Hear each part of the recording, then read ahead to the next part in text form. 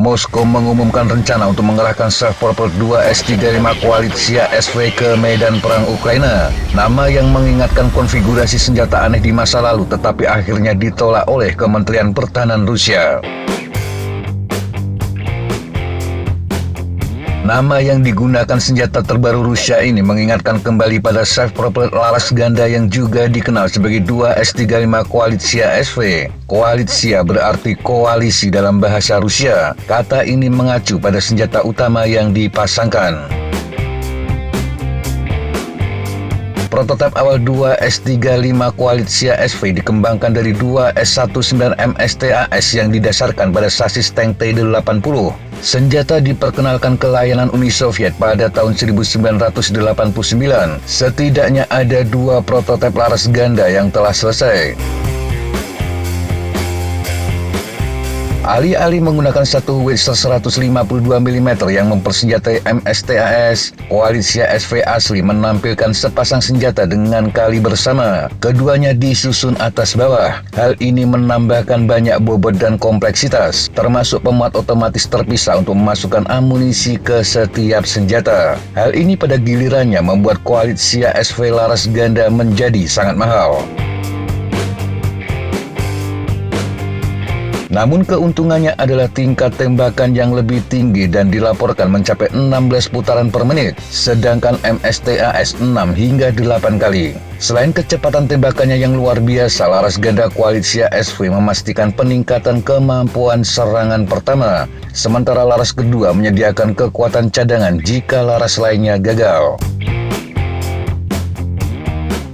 Keuntungan dari senjata kembar ini adalah kemampuan menembakkan 2 peluru dengan sangat cepat, dan peluru-peluru tersebut tiba secara berurutan tanpa perlu mengubah posisi laras, sebuah konsep yang dikenal sebagai dampak simultan beberapa putaran. Meskipun artileri kaliber besar yang diderek dapat mencapai efek ini, Koalisia SV dapat menembakkan lebih banyak peluru di udara dengan lebih cepat. Ini memungkinkan satu sistem menghasilkan kehancuran besar pada satu sasaran pada saat yang bersamaan. Mungkin didorong oleh kekhawatiran tentang biaya dan kompleksitas, pengembangan Koalisia SV versi laras ganda kemudian ditinggalkan sekitar tahun 2010. Sebagai gantinya, Koalisia SV yang direvisi muncul pada bulan Mei 2015. Senjata ini ikut serta dalam parade Hari Kemenangan Moskow bersama dengan kendaraan lapis baja baru lainnya. Mereka termasuk T-14 Armata, kendaraan tempur infanteri Kurganets 25, serta pengangkut personel lapis baja Bumerang 8x8. Selain senjata laras tunggal, tampilan baru Koalisia SV didasarkan pada drivetrain tipe T-90, sedangkan posisi lambung dan awaknya memiliki kemiripan dengan Armata. Ini menandai penyimpangan lebih lanjut dari 2 S-19 MSTAS yang pada akhirnya dimaksudkan untuk digantikan. Pengembangan Koalisia SV versi baru ini mengalami penundaan. Pengiriman awalnya diproyeksikan pada tahun 2016, namun pada April 2023 senjata itu masih menjalani uji coba negara yang selesai pada bulan Oktober. Tidak jelas berapa unit Koalisia SV yang telah diterima oleh Rusia, namun kini mereka dilaporkan siap untuk bertempur di Ukraina. Kepala Konglomerat Pertahanan Negara Rusia Rostec Sergei Semesov mengatakan senjata uji pertama akan dikirimkan sebelum akhir tahun ini. Dia memperkirakan senjata itu akan segera muncul di medan perang di Ukraina, karena Howitzer kelas ini diperlukan untuk memberikan keunggulan dibandingkan model artileri barat dalam hal jarak tembak. Sebelumnya, kantor berita TASS Rusia melaporkan 1-2 S-35 Koalisia SV telah dikerahkan ke garis depan di Ukraina, tetapi mungkin ini sebagai bagian dari uji coba eksperimental.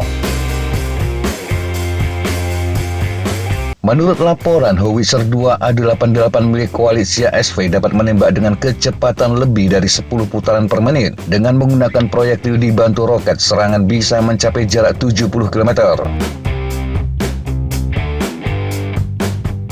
Meskipun laju tembakannya secara signifikan lebih kecil daripada yang diklaim untuk versi laras ganda, laju tembakannya tetap melebihi 2 S19 MSTAS. Senjata self-propelled yang lebih tua dapat menembakkan peluru standar hingga jarak sekitar 24 km dan meningkat menjadi 35 km saat menggunakan proyektil yang dibantu roket. Jelas sekali militer Rusia sangat menginginkan dukungan artileri dalam perang di Ukraina, dan mereka telah mengalami kerugian yang cukup besar. MSTAS di antara artileri berat lainnya yang telah menjadi target prioritas Ukraina. Dalam beberapa kesempatan mereka menjadi sasaran sistem roket artileri mobilitas tinggi atau HIMARS M142. Tetapi dengan hanya segelintir koalisi SV yang tersedia saat ini, kecil kemungkinannya mereka akan memberikan dampak yang signifikan dalam jangka pendek. Meskipun keberhasilan mereka di Ukraina dapat mempercepat penggantian MSTAS serta sistem lama lainnya. Yang pasti, 2 S-35 koalisi SV yang menuju ke Ukraina akan menjadi sistem yang cukup konvensional, setidaknya dibandingkan dengan pendahulunya yang radikal.